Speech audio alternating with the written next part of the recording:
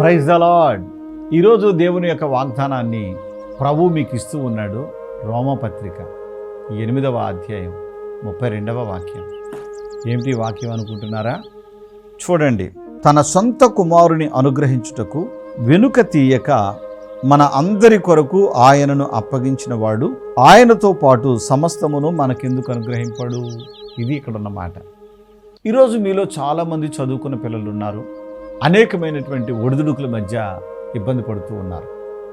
మీరు అనుకుంటారు, దేవుడు ఎందుకనో మాకే సహాయమో చేయటం లేదు, మేము అనుకున్నది ఏది జరగటం లేదు, మా పనులన్నీ ఎందుకనో ఎక్కడే ఆగిపోతున్నాయండి, ఈ సమస్యలు ఏమిటో, ఈ బాధలు ఏమిటో, ఈ కష్టాలు ఏమిటో ఏమీ అర్థం కావట్లేదండి అని మీరు అంటూ ఉంటారు.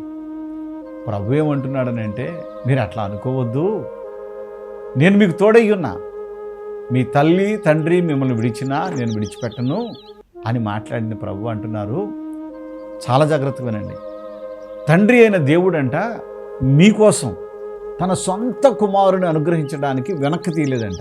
అంటే అమ్మా, నా కుమారుని నేను ఎలా బలిస్తాను అని అనుకోలేదంట. నా కుమారుని ఎలాగూ ఇదిగో ఈ దుష్టుల చేతుల్లో పెట్టి ఇంత హింస పడనిస్తాను అని అనుకోలేదంట ప్రభువుని.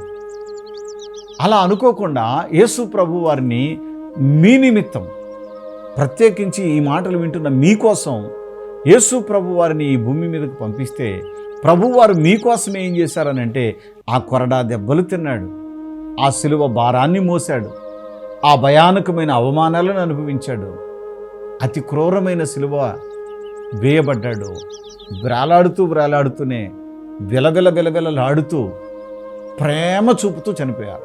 జాగ్రత్తగా వినండి. ఇంత త్యాగం ఎవరి కోసం చేశాడు?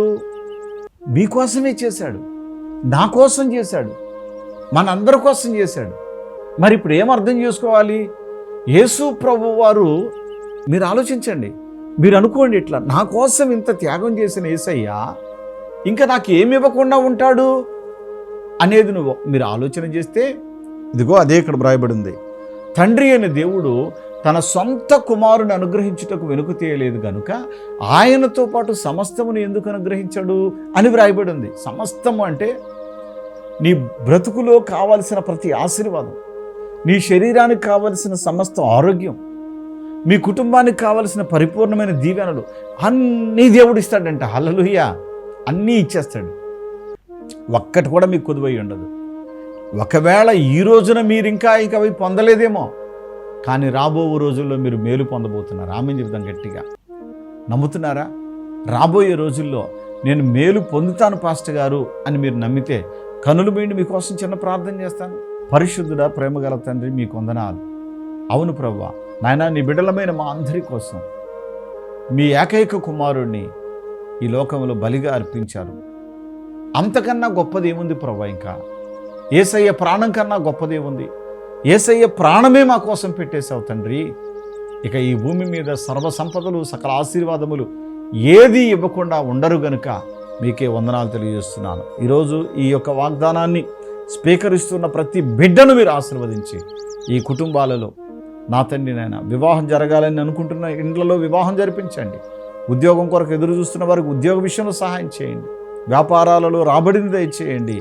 శరీరాలలో ఆరోగ్యం దయచేయండి. కాపురాలలో శాంతి సమాధానం ఇవ్వండి.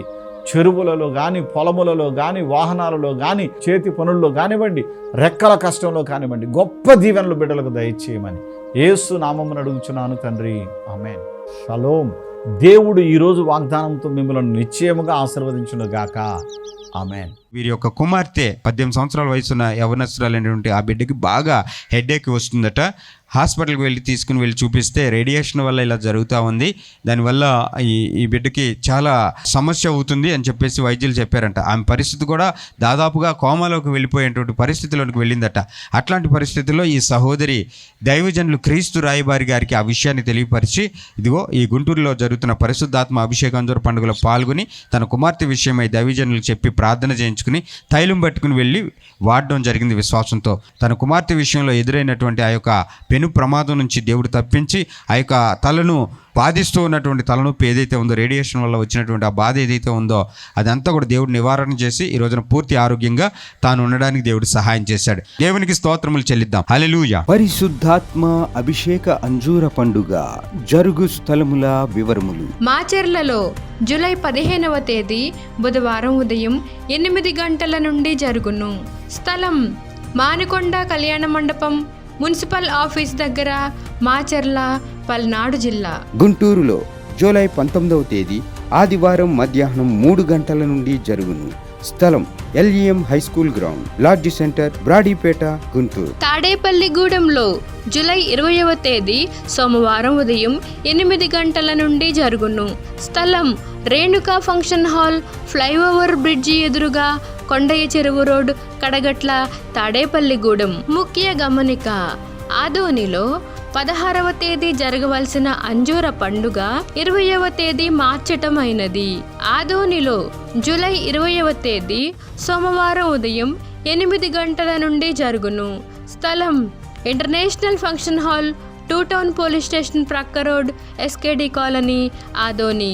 మార్పును గమనించగలరు. విశాఖపట్నంలో జూలై 21వ తేదీ మంగళవారం ఉదయం 8 గంటల నుండి జరుగును. స్థలం సుబ్బలక్ష్మి కళ్యాణ మండపం, శ్రీకన్య థియేటర్ ఎదురుగా, రైల్వే న్యూ కాలనీ, విశాఖపట్నం. కాకినాడలో జూలై 22వ తేదీ బుధవారం ఉదయం 8 గంటల నుండి జరుగును. స్థలం universal community hall, Mohammed Ali street, Gandhinagar, Kakinada. నరసరావుపేటలో జూలై 22వ తేదీ బుధవారం ఉదయం 8 గంటల నుండి జరుగును. స్థలం paradise function hall, Ravipadu road, hotel 6 ఎదురుగా, నరసరావుపేట, పల్నాడు జిల్లా. భీమవరంలో జూలై నెల 23వ తేదీ గురువారం ఉదయం 8 గంటల నుండి జరుగును. స్థలం Lutheran high school ground, municipal office దగ్గర, భీమవరం. బాపట్లలో జూలై 23వ తేదీ గురువారం ఉదయం 8 గంటల నుండి జరుగును. స్థలం MSR కళ్యాణ మండపం, జమ్ములపాలెం రోడ్, బాపట్ల. ఏలూరులో జూలై 26వ తేదీ ఆదివారం మధ్యాహ్నం 2 గంటల నుండి జరుగును. స్థలం గిరిజన భవన్ ఫంక్షన్ హాల్, కొత్త బస్టాండ్ దగ్గర, జన్మభూమి పార్క్ ఎదురుగా, ఏలూరు. మార్పును గమనించగలరు. రాజమండ్రిలో జూలై 27వ తేదీ సోమవారం ఉదయం 8 గంటల నుండి జరుగును. స్థలం Lutheran church ground, Jampeta, church gate, Apsara theatre దగ్గర, రాజమండ్రి. అనంతపురంలో జూలై 27వ తేదీ సోమవారం ఉదయం 8 గంటల నుండి జరుగును. స్థలం Shri Padmavathi function hall, old Ramana Ramesh theatres, old town, Anantapuram. నూజివీడులో జూలై 28వ తేదీ మంగళవారం ఉదయం 8 గంటల నుండి జరుగును. స్థలం కృష్ణా విలాస్. ఈమె పేరు వనమ్మ గారు. ఈ సహోదరి యొక్క కుమార్తె వివాహమే, ఆమెకి ఒక పాప కూడా ఉందంట. ఆమెకి ఏమైందో తెలియదు కానీ పిచ్చి పిచ్చిగా మాట్లాడడం, వెర్రి చూపులు చూడడం, అలాగున దయ్యపు శక్తులు ఆమెను ఆవరించి ఆ విధంగా ఆమెను బాధిస్తూ ఉన్నాయన్నమాట. అట్లాంటి సిచ్యువేషన్లో ఆమెను వెంట పెట్టుకొని ఈ యొక్క గుంటూరులో జరుగుతున్న పరిశుద్ధాత్మ అభిషేక అంజూర పండుగలోనికి పాల్గొనేందుకు తీసుకుని రావడం జరిగింది. దైవజనులు ప్రభు కిరణయ్య గారు తైలం పోసి అభిషేకించారు, అలాగే ప్రార్థన చేసి అంజూర ఫలాన్ని ఇవ్వడం జరిగింది. అప్పటిదాకా ఆమెను వేధిస్తున్నటువంటి చీకటి శక్తులు లయమైపోగా ఆనాటి నుండి ఈనాటి దాకా గత సంవత్సరం ఆగస్టు మాసంలో మొదటిసారి అడుగుపెట్టారు ఈ స్థలంలో. అప్పటి నుంచి ఇప్పటిదాకా తల మీద తైలం పోసి అభిషేకించి అంజూర ఫలాన్ని ఇవ్వగా ఆ పండు తిని వెళ్ళిన నాటి నుండి వీళ్ళ కుమార్తెకి శరీరంలో ఆరోగ్యం కుదుటపడింది. ఆమెను వేధిస్తున్న చీకటి శక్తులు ఆమెను వదిలిపోయాయి. కమ్మగా ఆహారం తింటున్నారు, కంటి నిండా నిద్రపోతూ ఉన్నారు, ఇప్పుడు హెల్దీగా ఉన్నారు. వీళ్ళ కుమార్తె విషయంలో దేవుడు కలుగజేసిన అద్భుత స్వస్థతను బట్టి, విడుదలను దయచేసిన విధానమును బట్టి దేవునికి స్తోత్రాలు చెల్లిద్దాం. హల్లెలూయా. పరిశుద్ధాత్మ అభిషేక అంజూర పండుగ జరుగు స్థలముల వివరములు. విజయవాడలో ఆగస్టు 3వ తేదీ సోమవారం ఉదయం 8 గంటల నుండి జరుగును. స్థలం హనుమంతరాయ గ్రంథాలయం, ఏలూరు లాకుల సెంటర్, గాంధీనగర్, విజయవాడ. హైదరాబాద్లో ఆగస్టు 4వ తేదీ మంగళవారం ఉదయం 8 గంటల నుండి జరుగును. స్థలం saint Thomas Tamil church ground, alpha hotel వెనకాల, Secunderabad railway station road, Secunderabad. ఖమ్మంలో ఆగస్టు 5వ తేదీ బుధవారం ఉదయం 8 గంటల నుండి జరుగును. స్థలం మంచికంటి భవన్, సిపిఎం ఆఫీస్ ప్రక్కన, ఎన్ఎస్టి రోడ్, ఖమ్మం. ఆత్మకూరులో ఆగస్టు 5వ తేదీ బుధవారం ఉదయం 8 గంటల నుండి జరుగును. స్థలం డైమండ్ ఫంక్షన్ హాల్, బస్టాండుకు దగ్గరలో, నంద్యాల టర్నింగ్ వద్ద, ఆత్మకూరు. రేపల్లెలో ఆగస్టు 6వ తేదీ గురువారం ఉదయం 8 గంటల నుండి జరుగును. స్థలం Veeravalli Kotaiah function hall, Uppudi road, Bapatla జిల్లా, రేపల్లె. పెద్దడోర్నాలలో ఆగస్టు 6వ తేదీ గురువారం ఉదయం 8 గంటల నుండి జరుగును.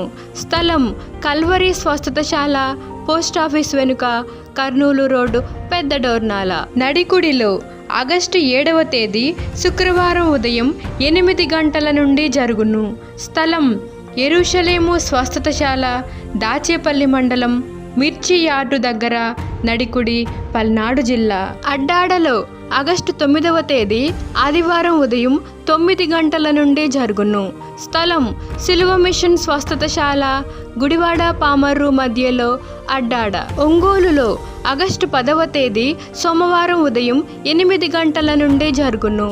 స్థలం కాపు కళ్యాణ మండపం, బస్టాండు దగ్గర, ఒంగోలు. నెల్లూరులో ఆగస్టు 11వ తేదీ మంగళవారం ఉదయం 8 గంటల నుండి జరుగును. స్థలం జిపిఆర్ గ్రాండ్, ముత్తుకూరు గేటు దగ్గర, మినీ బైపాస్ రోడ్, నెల్లూరు. నంద్యాలలో ఆగస్టు 12వ తేదీ బుధవారం ఉదయం 8 గంటల నుండి జరుగును. స్థలం JK function hall, Salim Nagar, municipal office దగ్గర, నంద్యాల. కర్నూలులో ఆగస్టు 13వ తేదీ గురువారం ఉదయం 8 గంటల నుండి జరుగును. స్థలం వైఎంసిఏ గ్రౌండ్, రాజ్ థియేటర్ ఎదురుగా, ఆర్ఎస్ రోడ్, కర్నూలు.